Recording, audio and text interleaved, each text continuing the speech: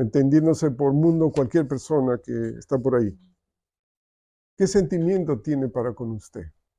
No hay amor. No hay amor, entonces el mundo los odia, dice el Señor. En el capítulo 15, verso 18 dice eso. Dice, si el mundo os aborrece, o sea, si los odia, sepan que a mí me ha odiado antes que a ustedes. Sepamos, entendamos que este mundo no está a favor nuestro y que estamos en medio de ellos. Entonces, y esto lo digo para todas las generaciones, porque a veces con la falta de experiencia algunos jovencitos se empiezan a confiar en lo que el mundo le ofrece, lo que el mundo le dice, o los amigos que no conocen a Dios le dicen. Y estemos atentos. Me odian, ¿no? Puede ser que tengan buena voluntad, buena actitud, pero no implica un amor ágape, como el que nosotros fomentamos y queremos aquí, que trasciende este mundo. Entonces, ya sabemos, ¿no? El mundo. ¿Y usted cree que AT&T le ama? Quizás Walmart le ama. Tampoco. Tampoco. Kroger tampoco le ama. El mundo ama lo material. El mundo ama lo material. ¿Qué es lo que ama de usted? Su dinero. ¿No? Eso sí. ¿No? Pero bueno, quizás haya por ahí algún creyente que sí lo va a atender con mucha gracia y con mucho amor. Pero en general, el mundo, el sistema de este mundo, esos que fabrican el PlayStation, ¿amará la juventud? No ama la juventud. ¿No? Siempre les digo a mis hijos, bueno, ¿ya estuviste en tu PlayStation? No. PlayStation, ¿no? Tenemos que tener un PlayStation, no un PlayStation, pero un PlayStation, ¿no? Entonces, ahí el Señor, en el verso 26 del capítulo 15 anterior, como contexto, dice, pero cuando venga el Consolador, a quien yo os enviaré del Padre, el Espíritu de verdad, el cual procede de mí, le dará testimonio acerca de mí. ¿No? Entonces, el Señor está allí, un discurso amplio, un compartir amplio desde el capítulo 14, 15, y vamos a ver hasta el 16 y 17. Todo ese tiempo está hablando el Señor muchas cosas, y entre ellas esto, ¿no? Cuando venga el Espíritu Santo, dará testimonio, ¿no? En medio de ese odio, oposición del mundo, el Espíritu viene y nos acompaña y nos da convicción de que Jesús existe, que vino a morir por nosotros y que nos ama. Nos ama. Claro, si todo el mundo le odia, por lo menos hay alguien que le ama. Y con seguridad, y le ama perfectamente, hermanos. ¿Sí? No como los seres humanos. Sí, yo sé que Carolina me ama, ¿no? Pero a veces yo también le digo que le amo, pero a veces fallo, ¿no? Pero no le vayan a decir, ya, por favor. Para terminar la introducción, ustedes también darán testimonio porque han estado conmigo desde el principio. Les está hablando a sus discípulos, a sus seguidores. ¿Sí? Solo los seguidores, solo los que creen en Cristo tienen el Espíritu Santo que les ayuda a poder dar testimonio. Ser testigos de todas las maravillas del Señor. Entonces, la obra del hombre, ¿no? En general, esta parte se trata de la oposición al Señor. Y oposición es todo lo que a veces nosotros experimentamos en este mundo, precisamente por su odio, ¿no? ¿Por qué se oponen? simplemente porque no nos aman, ¿no? Y porque somos seguidores de Cristo, ¿no? Estas cosas les he hablado para que no tengan tropiezo, dice, ¿no? O sea, no se extrañen, porque a veces uno con buena voluntad ayuda, muestra buena actitud a las personas que no conocen al Señor y uno es tratado a veces muy mal, ¿no? Injustamente. Y eso puede causar en nosotros desilusión, pero tenemos que entender por ello de que no conoce el amor de Dios. Las personas de afuera no conocen el amor de Dios y por tal cosa no actúan correctamente, ¿no? Sí. Entonces, eso puede causar tropiezo, ¿no? Duda, incertidumbre.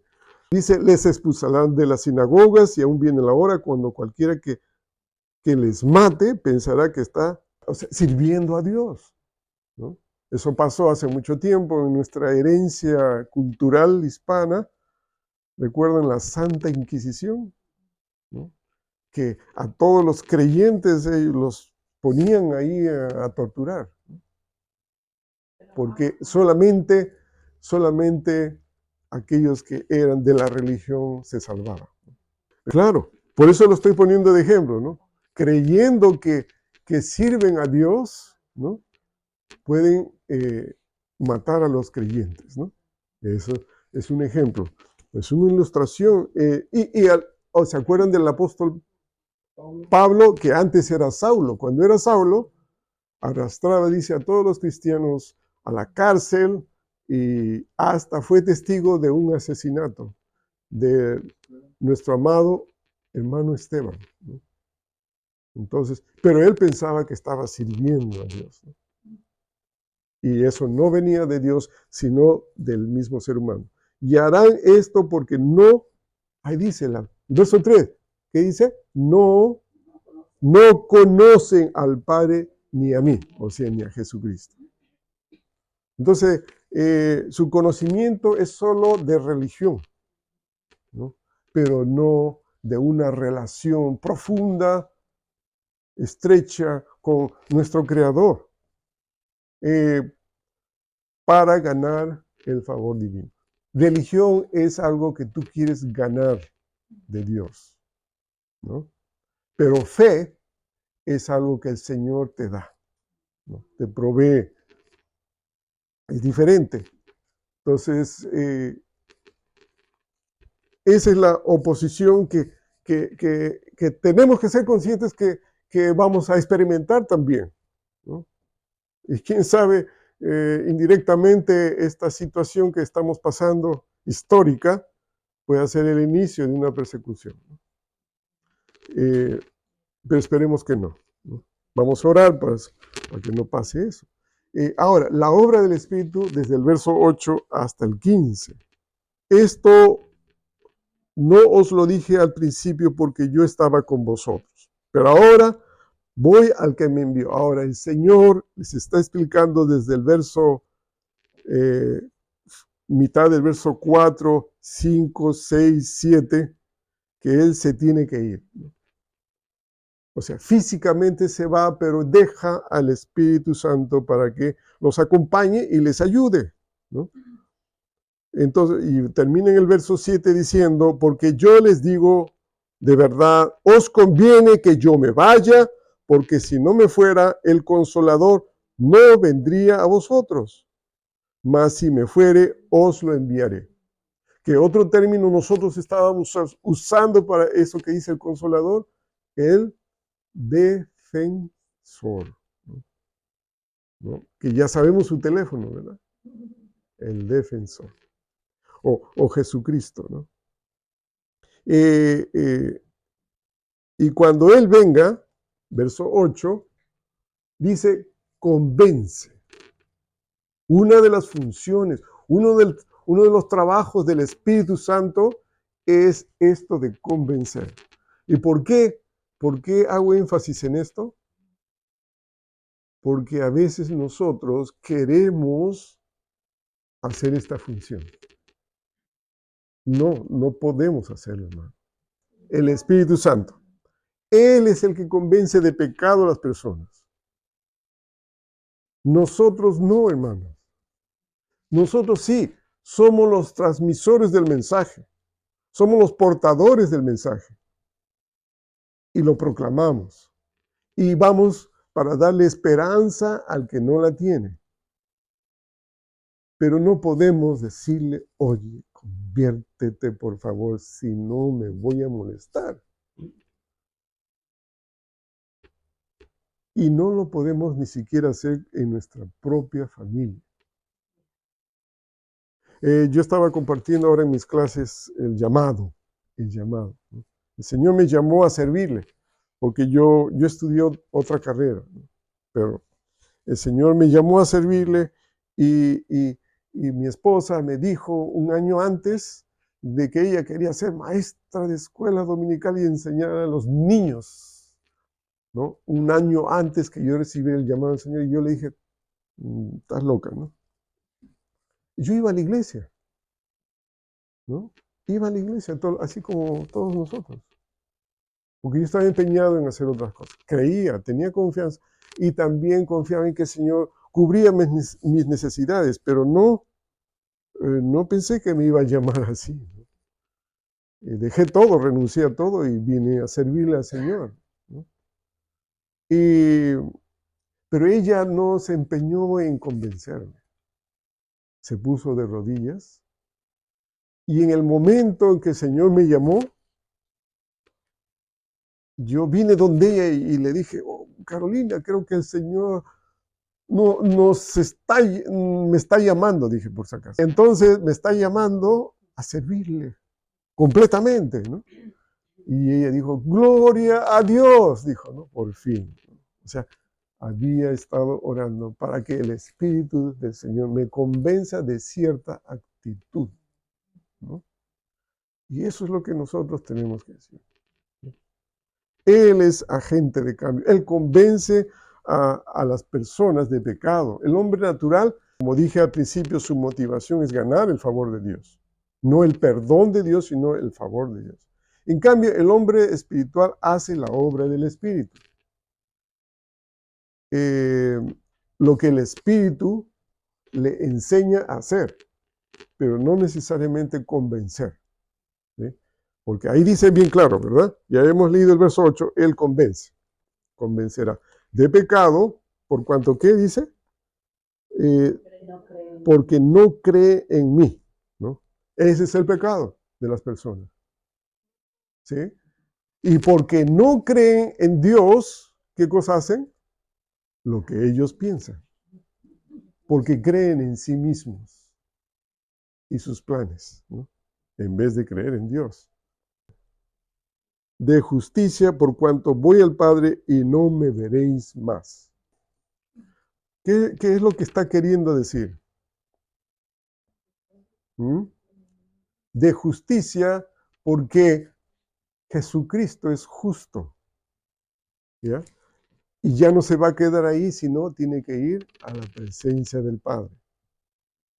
¿Cómo? Como justo, ¿sí? Esa es la justicia del que el Señor habla. Por eso dice ahí, de justicia por cuanto voy al Padre y no me veréis más, ¿no? Físicamente, ¿no? Físicamente. Entonces, el Espíritu Santo nos convence de que Jesucristo es justo. Y es el único hombre, Dios también, justo. Y por esa justicia, ¿saben qué? Gracias a Dios que Jesucristo cumplió con todo el Antiguo Testamento, perfectamente. Y por ello nosotros, confiando en Jesucristo, podemos ser declarados justos, aunque no lo somos. ¿Sí? Es nuestra fe en Cristo que nos ayuda a ser declarados justos. ¿Me dejo entender? ¿Sí? Amén. Si estoy confundiéndolo, me dice, ¿no? Y al final le explico más. Entonces, convence de justicia, porque Cristo es justo, ¿no? Y como justo puede ir al Padre, porque los injustos no pueden ir al Padre. Y y de juicio, por cuanto el príncipe de este mundo ha sido ya juzgado, ¿no? Entonces, él convence de que Cristo ya venció ¿a quién?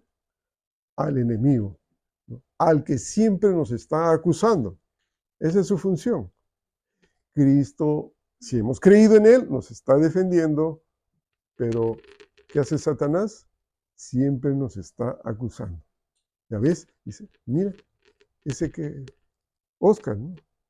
Mira cómo hace, cómo se porta, ¿no? Está acusando. Yo tengo que pedir perdón al Señor y entonces Jesucristo va y dice, este es mi siervo, ¿no? Yo he muerto por Oscar Pozo, ¿no?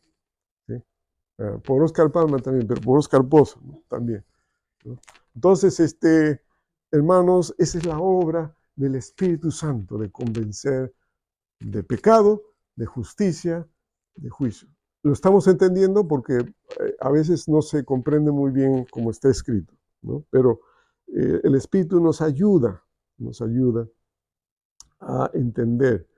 Aún dice el verso 12 después y posteriormente hasta el 15, dice que el Señor tiene muchas cosas para compartir con los discípulos. Pero ¿cuál era el problema? No las pueden sobrellevar, ¿no? O sea, pasaba su entendimiento, ¿no? Pasaba su entendimiento. Como aquella actitud que algunas personas no comprenden, ¿no? Cuando tú tienes que responder en amor, cuando te ofenden, ¿no? Cuando te maltratan, cuando te humillan, ¿no? Eso no cabe. Dice, ¿cómo voy a hacer eso? ¿No? No, si a mí me ofenden, yo lo agarro también. Pero en la relación, en el ambiente cristiano, no es así. Y Jesucristo dio el ejemplo. Como esas cosas y otras no pueden sobrevivir. Pero cuando venga el Espíritu de verdad, o sea, el Espíritu Santo, ¿qué hará? Nos guiará a toda verdad. Revela lo que va a venir. Te hace conocer, te hace entender la palabra. Yo he escuchado muchas veces, lamentablemente, me dice, pastor, yo no, ¿usted lee la Biblia? No, pastor, es que no la entiendo. Entonces yo digo, ¿cómo alimenta su fe? Yo me pregunto, pero eso tiene su solución. Le puede decir al Espíritu del Señor, guíame, enséñame. Y si usted lo pide, Él lo va a hacer. Y cuando capte los conceptos, las maravillas del Señor en su corazón, se va a gozar, hermanos. Se va a maravillar. De tal manera que va a querer salir de la casa y decir, mire lo que he encontrado, lo que el Señor me ha dicho, mire vecina, mire. ¿Sí? Y el Señor le va a bendecir, ¿no? Él me glorificará porque tomará de lo mío, Dios lo hará. Eso todo lo hace el Espíritu Santo para que el Padre se glorifique. O sea, pueda ser alabado por todos nosotros. Dice allí, todavía un poco más y no me veréis, y de nuevo un poco y me veréis, es el verso 16, porque yo voy al Padre. Entonces los discípulos empezaron, algunos de sus discípulos unos a otros, que es esto que nos dice, todavía un poco y no me veréis, y de nuevo un poco y me veréis, porque yo voy al Padre. No entendían. Entonces, el verso 19 dice, Jesús conoció, o sea, él sabe todo, que querían preguntarle. ¿Qué querían preguntarle? Y les dijo, les empezó a enseñar, ¿no?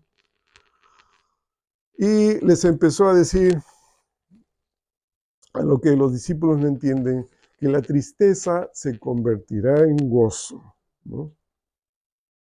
Por esa oposición. Porque el mundo jamás te va a comprender si es que no se rinde y se entrega a Cristo. ¿Sí? Entonces, cuando se conviertan, ¿No te da gozo y alegría, hermanos, cuando un pariente, un amigo o un enemigo se convierte al Señor? ¿Sí? Este hermano, Del Garsay, que vino a predicar, que predicó sobre Juan 17, es público su testimonio. Él tenía una novia. Cuando fue a estudiar, él estudió en Francia. Y nunca le habló del Señor. ¿Y qué es lo que pasó? Esta novia se convirtió. Y vino donde Dale, y le dijo, ¿por qué no me dijiste este mensaje? Todo este tiempo. Y él se disculpó y le dijo, y lo dejó. Él estaba muy enamorado, la quería mucho y rogó, pero ella dijo, no quiero saber nada contigo. Y ella creyó y se fue, ¿no? Entonces tenemos que tener cuidado, hermanos. Y de aquellos jovencitos, ¿no? Compartan del Señor. Hablen del Señor. Ahora, claro, ¿no? Mi hermano de él tiene su esposa y una hija, ¿no? El Señor le ha bendecido con una sierva de Dios, pero no pasó eso, ¿no? Antes, por quedarse con la boca cerrada. En una relación tan significativa, tan importante, un asunto de vida o muerte, salvación o muerte eterna. Y no le faltaba razón, ¿no? A la muchacha. Bueno, la tristeza, hermanos, se convertirá en gozo. Jesús habla lo que tiene que hacer, pero los discípulos no comprenden. Es posible que están consternados por la noticia de la ausencia de Jesús, ¿no? Dijo, me voy. El mundo sí se alegraría de la ausencia de la luz, porque al mundo le gustan las tinieblas, ¿no? Es posible que su tristeza se convierta en gozo por la resurrección de Jesucristo, ¿no? Pedid, ahí dice, el verso 22 dice, también vosotros ahora tenéis tristeza. O sea, reconoce este sentimiento de tristeza de los discípulos porque su maestro se va. Pero os volveré a ver. ¿Y qué dice? Se gozará vuestro corazón y nadie os quitará vuestro gozo. Gloria al Señor, hermanos. ¿Sí? En aquel día no me preguntaréis nada, de cierto les digo que todo cuanto pidiereis al Padre en mi nombre, os lo dará. Hasta ahora nada habéis pedido en mi nombre, pedid y recibiréis para que vuestro gozo sea cumplido. Pero ¿cómo debemos pedir? En la voluntad del Señor. Debemos pedir que la voluntad del Señor se cumpla en nuestras vidas. ¿Ya? En esa dirección, de esa manera tenemos que pedir para recibir. Por ejemplo, ¿es voluntad del Señor que usted desayune? Sí. ¿Es voluntad del Señor que usted se vista? Sí. Ore por eso. ¿Es voluntad del Señor que usted tenga una casa segura que le proteja del frío y del calor? Sí. Es voluntad del Señor. ¿Es voluntad del Señor que venga a la comunión de los santos este día u otros días? Sí. Ore por eso, ¿no? Algunos dicen, oh, pastor, ore porque el Señor me dé un carro, ¿no? Sí, porque quiero ir a la iglesia, pastor, quiero ir a la iglesia. El Señor le provee el carro y nunca se aparece, ¿no? El Señor sabe nuestra motivación, ¿no? Entonces, si queremos algo para honrar al Señor, Él lo va a hacer porque es su voluntad. ¿Ya? Ok, hermanos. Y seguimos en el 25 hasta el final. Esta es la porción que me agrada mucho.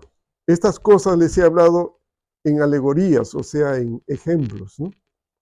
La hora viene cuando ya no os hablaré por alegoría, sino que claramente les anunciaré acerca del Padre. 26. En aquel día pediréis en mi nombre, y no os digo que yo rogaré al Padre por vosotros, pues el mismo Padre que os ama, porque vosotros me habéis amado y habéis creído que yo salí de Dios. Entonces, hablaré claramente del Padre, dice el Señor, ya no por parábolas o ejemplos, ¿no? Y el Padre mismo les ama porque ustedes creen y por eso les va a escuchar, porque creen. El Señor no nos escucha porque nos portamos bien, hermano. No, el Señor nos va a escuchar porque confiamos en Él. Algunos se empeñan en hacer todo correcto para que el Señor les haga el favor.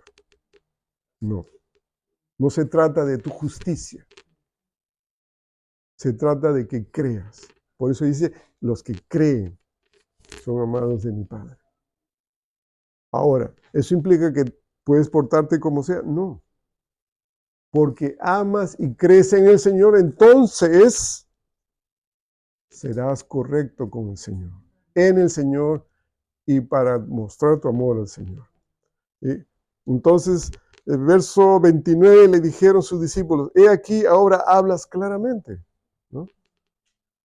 Ninguna alegoría dices, ahora entendemos que sabes todas las cosas y no necesitas que nadie te pregunte, por esto creemos que has salido de Dios. Y Jesús le responde en manera exhortativa, ¿no? Ahora creéis, después de tanto tiempo. Esa es la última semana, ¿recuerdan? ¿Dónde empieza la última semana de Jesucristo? ¿En qué capítulo dije? Al final del capítulo 12. O sea, todo lo que escribe Juan es casi la mitad del Evangelio de la última semana del Señor. ¿Eh? Y por eso les habla aquí, dice, ahora creéis, después de tantos años que he estado con ustedes. Y aquí la hora viene y ha venido ya en que seréis esparcidos cada uno por su lado. Y eso pasó, ¿verdad? Y me dejaréis solo, mas no estoy solo, porque el Padre está conmigo, ¿no? La hora viene en que serán esparcidos, serán perseguidos, serán aún asesinados por causa de Cristo. Y terminamos con estas palabras que dice, estas cosas, o sea, todo lo anterior, les he hablado para que en mí tengáis, ¿qué cosa? Paz.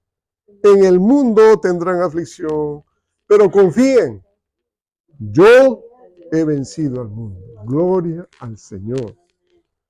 Entonces ustedes se darán cuenta, pero confíen, yo he vencido al mundo. Se darán cuenta que el Señor empieza diciendo, el capítulo 16, serán perseguidos, lucharán. Hay lucha, hermanos, constante.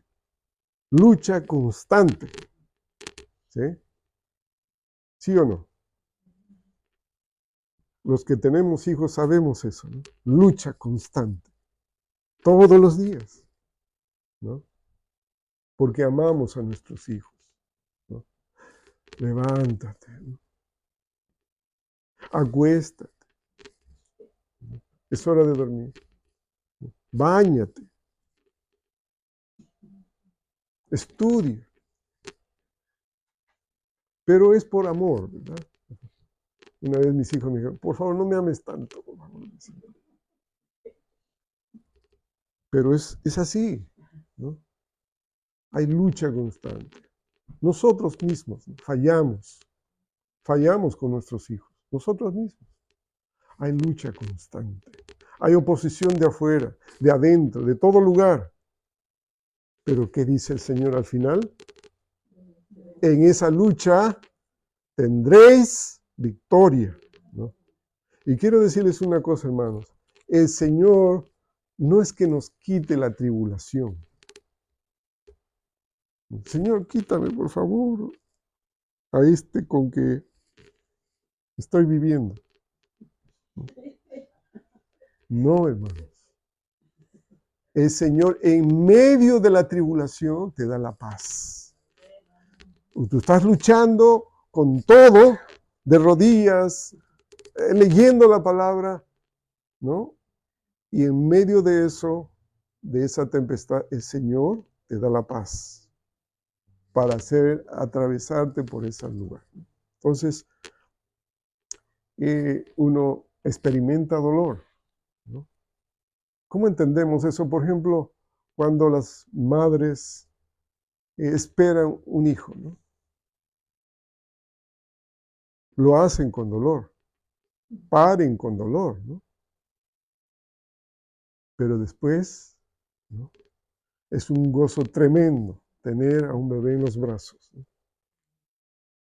Y uno se olvida, ¿no? Se olvida completamente de que hubo un dolor intenso, ¿no? Pero gracias al Señor, ¿no? Y hay otros ejemplos, hermano, ¿no? Cuando uno ama a las personas y es rechazado, ¿no? Pero después el Señor te consuela, te acompaña, te anima, ¿no? Te levanta, ¿no? Damos gloria al Señor, hermanos, porque hay victoria. La victoria en Cristo no es una leyenda, no es un cuento, es real. Él lo hizo posible y nos da la paz necesaria para también nosotros tener esa victoria, ¿no? Pero no hay victoria, hermanos, no hay victoria sin lucha. ¿De qué victoria vamos a hablar si nunca luchamos? No. Hay que luchar por causa de Cristo y por amor al prójimo, por amor a Dios y por amor al prójimo, hermanos, ¿sí? El propósito de su ausencia es enviar ¿a quién? Al Espíritu Santo. Pedid para que vuestro gozo sea cumplido en la voluntad del Señor. ¿Por qué?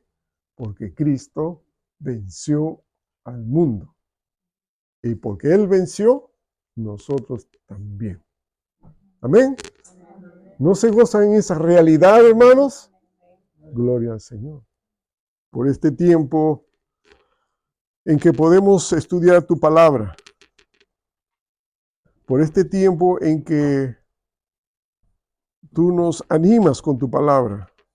En esta lucha constante, Señor, de desobediencia, de odio, de traición, de robo, de asesinato, Señor. Ten misericordia de nosotros, Señor, y ayúdanos a recordar tu palabra, Señor.